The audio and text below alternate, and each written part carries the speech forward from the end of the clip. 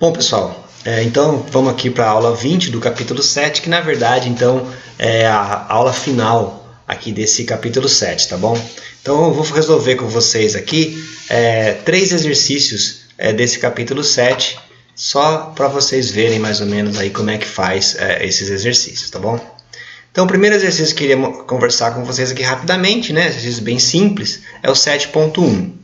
Então, um orifício de 1 milímetro de diâmetro é usado como fonte para a experiência da fenda dupla, né, a fenda dupla de Young, usando uma lâmpada de sódio, 589 nanômetros, 5.690 angstroms. Se a distância entre o orifício e as fendas é de 2 metros, qual é a máxima distância entre as fendas, tal que a franja de interferência ainda são observáveis? Ou seja, né, de tal forma que a gente vai ter interferência, né? Então aqui, na verdade, é um problema ligado lá àquilo que a gente conversou, que eu falei no final da aula passada, né, que está ligado então à coerência espacial. Então o problema é esse daqui, a gente tem aqui uma fenda de distância D, aí eu separo aqui por uma distância R, que é de 2 metros, essa distância D aqui, né, a abertura da minha fenda é de 1 milímetro, tá bom?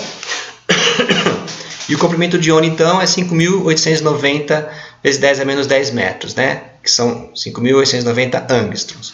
Então, como a gente viu na aula passada, desde que essas duas fendas aqui, então se a luz que está chegando aqui é incoerente, desde que essas duas fendas aqui elas estejam numa distância menor do que aquele tamanho L0, né? Na verdade 2L0, porque L0 era só metade, né, da curva que eu tinha mostrado, então, ainda assim, a luz que sair daqui, ela vai permitir a observação de interferência. Se essas franjas, se essas fendas aqui, essas duas fendas, estiverem mais afastadas do que essa distância de coerência que está ligado com aquele L0, né, que seria o primeiro mínimo daquela expressão que a gente viu na aula passada, aí a gente então não vai mais ter que a luz que passa por esse ponto não vai ter nenhuma coerência com a luz que passa pela segunda fenda, então a luz que vai sair daqui vai ser completamente incoerente e você vai acabar não vendo franja de interferência lá no campo distante.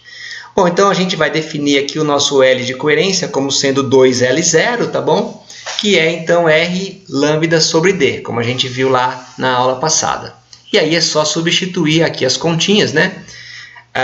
Para você ver que nesse caso aqui, ó, se você tem aqui um D de 1 milímetro, por exemplo, para uma distância de 2 metros, são coisas típicas, né? Assim, valores típicos.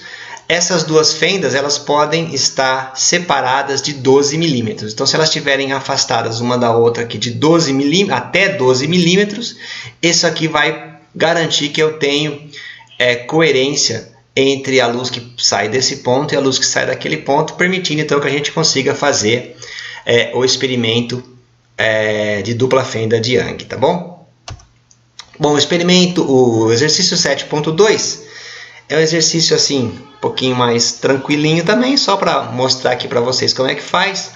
É para calcular o espectro de potência, né, o G de ômega, né, o espectro, né, o espectro da luz, como a gente fala, né? A função que me dá a intensidade espectral de um trem de ondas amortecido. A gente fez em sala de aula só de um trem de onda normal, né? Aqui, na verdade, a gente tem no nosso trem de ondas esse termo aqui, ó, menos AT, que dá um decaimento. Então, você tem uma parte oscilatória, E elevado a menos I ômega 0T, e uma parte que amortece com essa constante de amortecimento A, e ele é um trem de ondas, né? Porque, na verdade, isso aqui só vai até um determinado para tempos positivos, para tempos negativos aqui ele é menor do que zero, tá bom? Então ele morre aqui a partir de um certo tempo. Então aqui foi dado como se fosse o campo elétrico, né, dessa minha onda amortecida, então uma onda que vai oscilando harmonicamente, mas ela vai amortecendo com uma forma exponencial. Bom, para a gente calcular aqui o espectro de potência, né, ou como eu gosto de chamar, a intensidade espectral, a gente precisa primeiro calcular o campo, né, no domínio da frequência, que aqui eu estou chamando de Gzinho de ômega nesse livro. Muita gente por aí chama isso de E de ômega, tá bom? Mas aqui o Gzinho de ômega, então, que basicamente é a transformada de Fourier do E de t. Então, como a gente viu na aula passada, para fazer a transformada de Fourier, era 1 sobre 2π certo? Integral de menos infinito até infinito, só que como isso aqui só tem para pontos positivos, então aqui vai ser de 0 a infinito, e elevado a i ômega t, que vem da transformada de Fourier, e aqui você coloca o próprio e de t, dt. Lembrando, né, que você não vai errar aqui, porque aqui é dt, porque eu quero saber ômega. Então você soma em t, e aqui o sinal é positivo, tá bom? E esse fator 1 sobre 2π eu já expliquei, que é a convenção que o Zílio usa aí no livro dele, tá bom? Bom, então aqui fica simplesmente a sobre 2π, integral então de 0 a infinito, dessa funçãozinha que é i ômega menos ômega zero, né? Junta esse ômega zero aqui de dentro com aquele omeguinha lá de fora, menos a vezes t dt, tá bom? Então isso aqui, de novo, né? É uma integral bem simples, né? E aí a gente só vai ter, então vai dar a integral dessa própria exponencial, dividido pelo argumento, né? Que você coloca aqui no infinito, né? E para t igual a infinito e para t igual a zero. Como isso aqui é uma exponencial, então isso daqui no infinito vai dar zero, menos no zero vai dar 1. Então vai dar essa função aqui, tá bom? Vai dar esse resultado. Bom, como isso daqui, lembrando, né, é o gzinho de ômega. A gente quer saber o gzão de ômega. Isso aqui é como se fosse o campo no espaço das frequências, tá bom? Certo? É o campo espectral. O que a gente quer fazer agora, então, é calcular o gzão, né, que é o que a gente tem definido como sendo o espectro de potência. Então isso aí é basicamente dado pelo módulo ao quadrado do campo espectral, né, módulo disso aí ao quadrado, que é basicamente você pegar essa função e escrever ela aqui como sendo o quadrado dessa função. E isso, então você tem que, né, obviamente é uma função complexa, então você tem que multiplicar isso pelo complexo conjugado. E o que vai acontecer é que vai dar uma função que a gente chama aqui, é uma função que é conhecida como uma lorentziana, né? Que ela tem um formato parecido com a da gaussiana, então ela tem um pico aqui em ômega igual a ômega zero, né? E depois ela decai para quando ômega é muito maior ou muito menor do que ômega zero, mas ela é um pouco, o formato dela ela só é um pouco mais estreita, ela sobe um pouco mais rápido do que a função gaussiana. A função gaussiana é um pouco mais gordinha. Então isso aqui é um negócio interessante, porque você vê então que quando você tem um decaimento exponencial, né? Você tem um campo que decai no tempo, né? A forma do espectro disso é uma forma de linha lorentziana, tá bom? Que é o tipo de forma de linha que a gente observa quando a gente tem alargamentos homogêneos, tá bom? Quando você tem alargamento inhomogêneo, você tem uma forma de linha, as formas de linha da emissão, em geral, são gaussianas. Para alargamentos homogêneos, né? Quando você tem um alargamento que é homogêneo, alargamento de linha homogêneo, dá, em geral, formas de linha lorentzianas. E no caso aqui, né? Basicamente, você tem um campo emitindo, né? E você tem um decaimento que é dado por uma única exponencial. Então, se o decaimento é dado por uma única exponencial, então isso significa que só tem um mecanismo de perdas, né? De dissipação desse meu campo. Então, portanto, isso é um alargamento homogêneo, e por isso que isso daqui acaba dando e a consequência disso é que a forma de linha é lorentziana. Então, toda vez que você vê uma forma de linha lorentziana, é porque o alargamento, seja lá do que for que está acontecendo no teu sistema atômico, é um alargamento que ele é homogêneo, tá bom? No caso aqui seria um simples decaimento exponencial, então a perda de energia exponencial, tá bom? Bom, o último problema aqui que eu queria resolver com vocês é o problema 7.5. Então vamos ler ele aqui, ó. Certa lâmpada tem uma função de distribuição espectral gaussiana, isto é, né, o B de Ni é um AE elevado a menos alfa ao quadrado, Ni menos Ni zero ao quadrado. Aí a pergunta então é, então se a minha lâmpada tem uma distribuição espectral gaussiana dada por essa expressão B de Ni, encontre o tempo médio de coerência para os trens de ondas oriundos dessa fonte. Então se eu tiver, agora eu estou dando o espectro, e eu quero saber então qual que é o tempo médio de coerência para os trens de onda que saem de uma fonte que tem essa característica gaussiana. Bom, vamos lá. Então o B de Ni é dessa forma. Como a gente estava resolvendo bastante coisa em ômega, né? A gente escreveu bastante dessas coisas em função de ômega. Só lembrar aqui que ômega é 2πni, tá bom? Então eu vou substituir aqui esse Ni, tá bom? Por ômega sobre 2π, tá bom? Então eu vou trocar só a variável aqui e vou chamar esse cara de alfa', né? Aonde A relação aqui entre alfa' e o alfa do problema anterior é que o alfa é 2π alfa', tá bom? Muito bem, então se a gente quer avaliar agora o tempo médio, o que a gente tem que fazer, na verdade, é calcular o módulo quadrado, da função de correlação normalizada γ12 de tal. Então a gente tem que calcular a função γ12 de tal, ver como é que ela decai no tempo e daí então estimar o tempo médio de coerência para essa onda que a gente tem aí. Tá bom? Então é isso que a gente tem que fazer se a gente for querer fazer isso bem formalmente. Então formalmente é assim que se faz. Você vem, você sabe a tua densidade espectral aqui, a tua intensidade espectral, tá bom? Ou o seu espectro de potência em ômega. Com isso você calcula a tua função de correlação normalizada, analisa essa função de correlação normalizada e a partir dela você estima então o tempo médio. Bom, para calcular a função de correlação normalizada, eu vou usar a resposta do exercício 7.4, tá bom? Que o módulo do γ12 era o módulo, então, da integral do módulo do g de ômega e elevado a menos i ômega tal de ômega, dividido pelo módulo do g de ômega de ômega, tá bom? Isso é o que a gente viu lá no problema 4, então vocês têm que fazer, é só uma demonstração, no final das contas, né? Beleza, então como é que a gente faz? Então vou primeiro resolver a integral que está aqui do lado de cima, tá bom? Então aqui a integral vai ser, então é a integral, o a sai para fora da integral, e elevado a menos alfa' ao quadrado, ômega menos ômega zero ao quadrado, que é a minha função que dá a densidade espectral, e elevado a menos de ômega tal de ômega. Bom, sugiro a gente fazer o seguinte, é sempre legal a gente, na verdade, fazer uma mudança de variáveis aqui, ó, de tal forma assumir com esse ômega menos ômega zero. Então a gente coloca um ômega maiúsculo, que ele é ômega menos ômega zero, então vai ficar em tudo em termos desse ômegão. E aqui a gente, é claro que então o d ômegão vai ser igual a d omeguinha, tá bom? Então é isso que a gente faz aqui, faz a mudança de variáveis, tá bom? Então é claro que sobra aqui, você não pode se esquecer que aqui você tem um e elevado a i ômega, tá bom? E ômega, então, ômega pequeno, vai ser ômegão menos ômega zero, tá bom? Então você tem que, por isso que sai esse ômega zero para fora, então tem que tomar cuidado, aqui é ômegão, aqui vira ômegão, mas esse ômeguinha vira ômegão mais ômega zero, tá bom? Então tem que tomar cuidado com isso daí, mas é por isso que sai esse termo aqui para fora.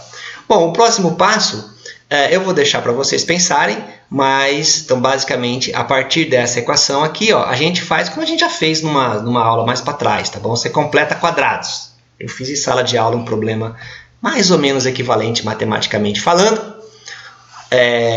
Então você completa quadrados agora aqui nessa função, tá bom? Basicamente você vai multiplicar por esse termo aqui e por esse termo com sinal trocado. Já dei a dica e aí vai aparecer um quadrado perfeito com essa variável nova ômega', fechou? É isso que vai acontecer aqui. Então, na hora que você fizer isso daqui, vai dar então esse a elevado a menos i ômega zero t, que era o cara que estava ali. A integral, então, de menos infinito a infinito. Vai aparecer uma nova variável de integração, que é o ômega', tá bom? Que vai ser, então, e elevado a menos alfa', vai aparecer uma ômega' de ômega', e ainda vai ter essa exponencial aqui, ó, que você pode tirar, que ela está para fora da integral, tá bom? Porque essa exponencial aqui, ela não depende de ômega'. Tá ótimo? Só tem coisas constantes aqui. Então, isso aqui está para fora da integral. Essa integral, que é a integral de uma gaussiana, você sempre manipula para deixar dessa forma aqui, tá bom? Ficar uma coisa tipo elevado a menos alguma coisa, x ao quadrado dx. Essa integral são integrais conhecidas, tá bom? Elas são integrais que parecem difíceis, que são difíceis, né? A integral de uma gaussiana, mas de menos infinito até infinito, né? Ela é conhecida. Isso aqui dá raiz de π sobre o alfa' ao quadrado, tá bom? Sobre o termo que está aqui multiplicando ao quadrado. Então, da raiz de π sobre alfa' ao quadrado, essa é a integral, uma integral conhecida. Então, aqui é só fazer a continha agora, então está aqui o meu i, fechou? Então está aqui o meu i, vai dar a elevado a i ômega zero tal, esse outro termo aqui, e a raiz de π sobre alfa' ao quadrado.